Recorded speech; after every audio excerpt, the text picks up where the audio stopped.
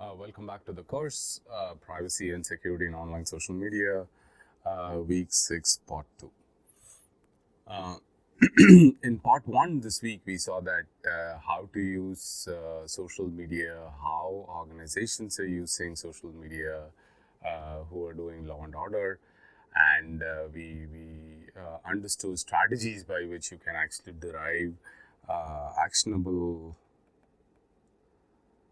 information from the content. Primarily, we looked at Twitter and Facebook as a source, but you can think of any other platform. Like the methods, the techniques, the algorithms that are used for collecting this data, finding out what is actionable information is almost the same in any platform. Any questions, comments, suggestions? Feel free to add it to discourse. As we are doing the course, it was nice to actually have interactions with some of the students before the quiz 1, where students joined, and I think it was really fun talking about a lot of things. I was prepared for the call only for a short period, but the call went on for 1+ hours, which is very nice. Talking about projects, talking about different, of course, there was clarifications on questions on closeness centrality, measuring these metrics, all of that. But talking about projects and planning something that you can explore as part of this course were very satisfying. Was very satisfying to see interest of students. Hopefully, as we progress in the semester, we'll see those students do something. Let's see. So one other component that I wanted to touch this part of the week was this idea about privacy policy. We have mentioned about privacy policy before, but let's just do some deeper dive into privacy policy, components of privacy policy, what does it, why should it have, and how does the privacy policy of different organizations look like. And the next part in this week, we'll actually look at location-based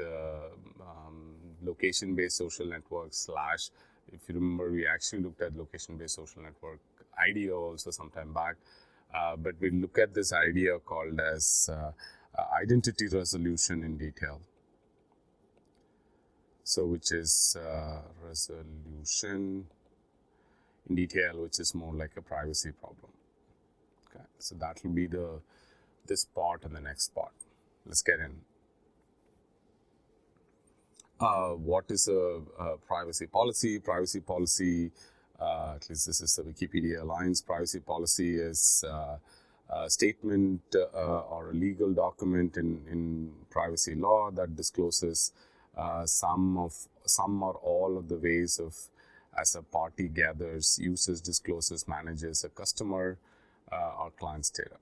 Right? So the important aspect is uses, discloses, manages is the important part. Right? So it's critical to understand that how these privacy policies are written, why these privacy policies are important, particularly from the point of view of the web services that actually we look at or we use, right?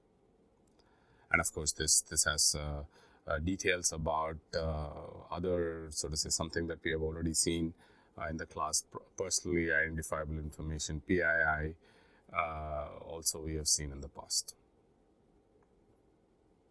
right? So the question that you should ask yourself is that, do we read the privacy policy, right?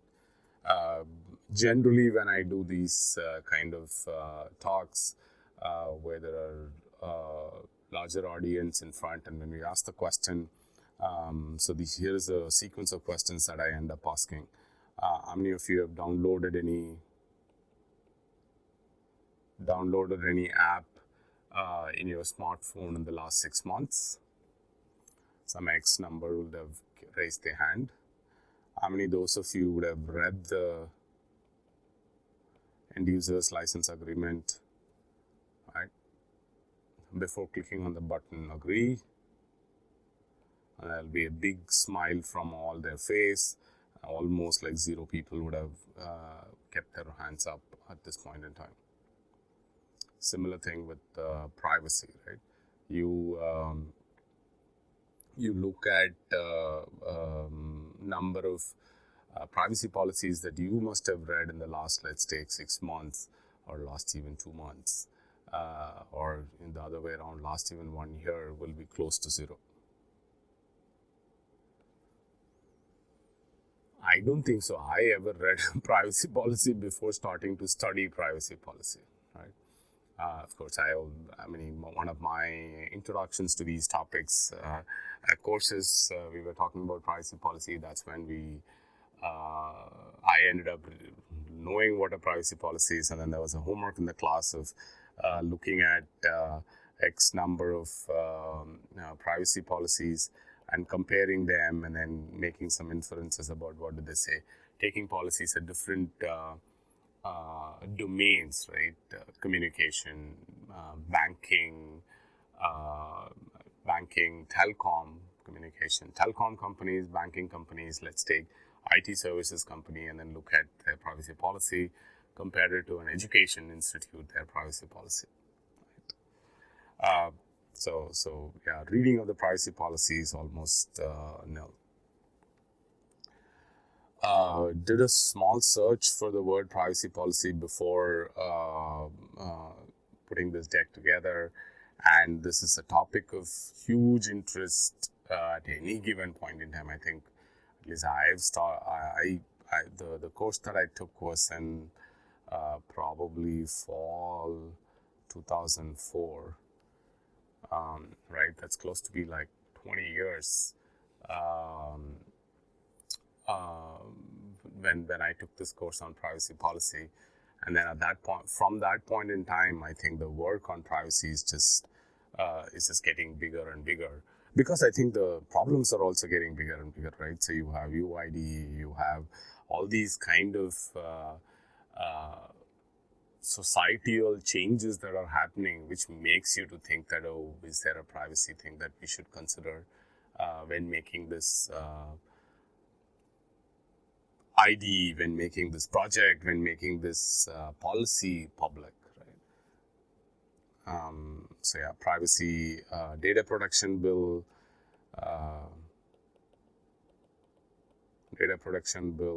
which is in draft, IT Act 2000, all of this are sort of say necessary topics, and these topics make the idea of privacy prevalent, and more questions get discussed about privacy. Research is done about privacy, all of that. At some point in time, I was this WhatsApp, right? WhatsApp one day decided that they would change some policy process for business accounts, and then there was this overnight there was a notification saying that this is going to change in business accounts, blah blah blah, all that.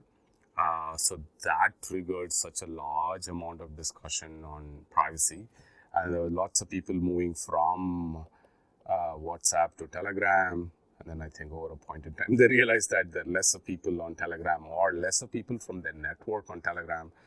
So some of them moved back. I mean, I remember all of these changes were going on, shift from platform to platform, and people were pinging me in terms of asking, oh, what is going on in privacy? Is this something that we should be worried about? Are our data secure? All of that, right? Privacy policy, that the last one was about research, and privacy policy, of course, is in use for if you look at what problems happen because of privacy policy, it's always there in news. So the point is that if any of you are interested in looking at any research questions, I think privacy policy is a good topic to look at.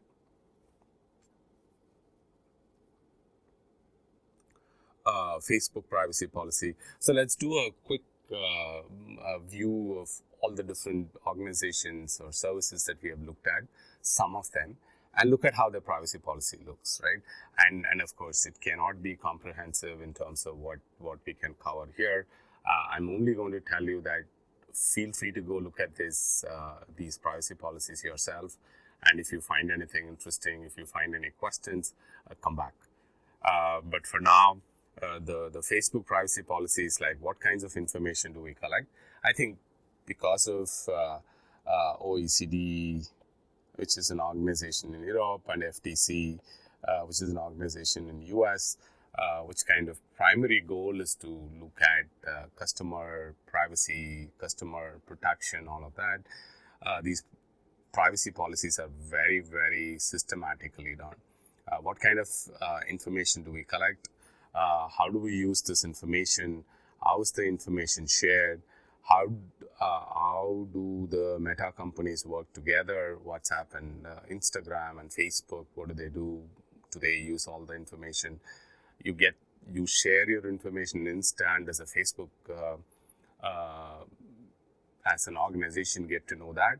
Or let's take, if you have easier, is this, you never shared your cell number to Facebook, but you're using WhatsApp. Does your cell number shows up on Facebook account also? Right? These are questions that are interesting to know what the policy says, at least. How can I manage or delete information about me? How do we respond to legal requests to prevent harm? Which is if you say that, look, my people have actually stolen my profile picture, they have actually misused, they have created a fake account on Facebook, here is a link and these pictures are getting more viral, what does Facebook do? How do we operate and transfer data as part of our global services, right? So what is their policy in India? What is the policy in US, UK? How well we notify you of changes of this policy. So I've seen some, I don't remember about Facebook itself, but I end up seeing, at least for the Google one, they would, when you go to Google, there'll be a notification saying that, oh, our privacy policy changed. Do you want to take a look at it? And I think they also make you to go to the policy before they let you to do the search at that point in time. How to contact us with questions, meaning if you think that you want to make some request or ask them some questions about how they manage the data, you can actually send them a question. Right? So that's the policy of Facebook. What does Facebook cover? Again, if you look at it, all of them must be multiple pages document. So please feel free to go take a look at it. But generally, the policies would be around the topics that are in the last slide, right? Who has access to it? When can they get access to? Where is the information getting stored? How is the information getting shared with somebody else? All of that. This is topics. So how do I choose who can see photos and other things I post on Facebook? So some probably FAQs and popular questions, right? And Facebook has a lot of educational content, which is to teach. At some point in time, I used to actually use this content a lot for interacting and teaching and doing dissemination of these topics to school teachers. Probably like 6-7 years before, we used to have sessions to school teachers about these topics. Hundreds of school teachers used to join us in understanding these topics, because I think it was very important for schools to know how their students, to educate the students of the schools to know about the privacy policies and how these organizations are using the data. Because I think it's important, right? It's important because all these young kids are sharing so much information on social media, or Facebook or Insta specifically. How is that information getting shared? Who gets to see it? All of that. the principals and school teachers were very, very interested in it. If any of you know school teachers, principals, do talk to them. They will tell you about social media problems in their schools also. How do I choose who gets to see, who can see my reactions? How can I see what my profile looks to someone else? This is a nice feature, actually. I've used it at some point in time, which is to say that go look at your own profile, see how does the profile look if you're not connected to me, right? Or if you're connected to me, something like that. It will be because essentially, if you're not connected to me, you should be able to see only the public post that I do, right? So that's the idea. Tagging, who can see a photo I post? Can other people see my list of friends? How can I stop someone who's bothering me? This is my privacy settings at some point in time, which is to show privacy shortcuts, check a few important settings that you have, look at your activity, who can see your future post. So in my case, it is public. That's something that I've been doing for a couple of years now, which is all my posts, all my content that I create on social, on all platforms for that matter, is public. Right? Review your post and things you're tagged on. You get to see if somebody tags you on a picture. You can actually allow that picture to be shared on your profile or not. Limit the audience of posts you have shared with friends of friends or public. All these controls. So I personally like some of these social platforms because I think over a period of time, at least I've been seeing it from 2011, from then till 2023, these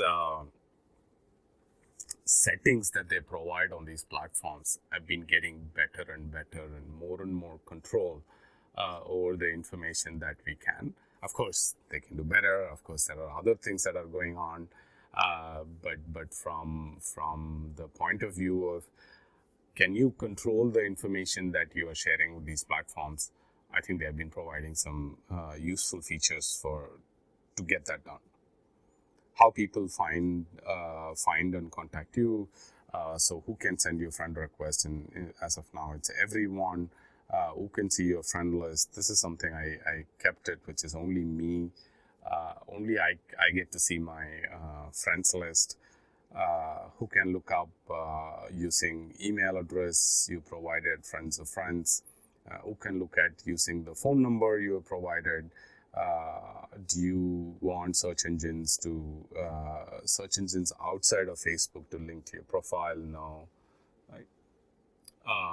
One can think of actually making this yes, I guess. If you go to Google and search for my profile, still my profile should show up there if this is made yes. How many of you, just pause the video and think about if you have ever changed your Facebook privacy settings? Not just Facebook, any social media. Since we're talking about Facebook here, I'm questioning that. Face recognition system. Do you want Facebook to be able to recognize you in photos and videos? Of course, right. This is something we actually, if you remember, we even looked at research a couple of weeks back in one of the parts where Alessandro tried and using the Facebook images, uploaded images. They were trying to. I hope you remember this, right? There was a study done where they collected offline pictures and connected it to Facebook account and then figured out whether some offline people picture they were able to identify on Facebook, and there were even users who said that their pictures are not online on Facebook. They identified them. This feature is basically to figure out if you are in the picture. If somebody else uploads it also, it'll actually tag you and suggest that you are in that picture. I'm not going to go through all of this in detail, but here is what viewing and sharing, tagging, reviewing, to basically give control, get control for all the things that you do on the network. Public post comments, public post notifications, public profile info, off Facebook previews, comment ranking, username, restricted list, block users, block messages. All of these provides you useful control over the information or the profile that you're creating.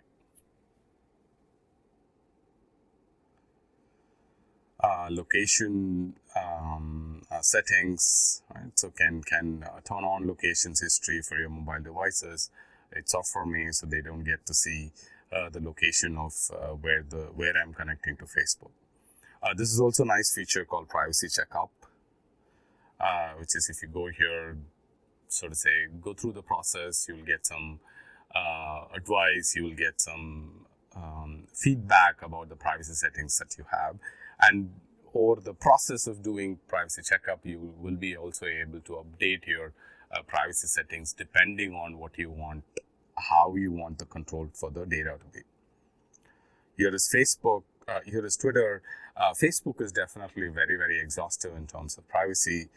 This one is Twitter. Twitter is a public platform. We collect some data about you. Affiliate services may have their own policies.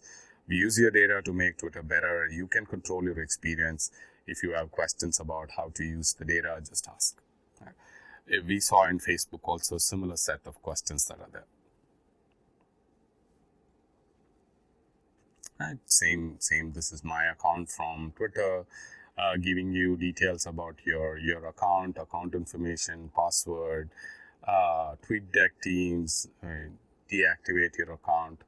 I also thought that we should look at the BS program's privacy policy. Here is a privacy policy of the BS program.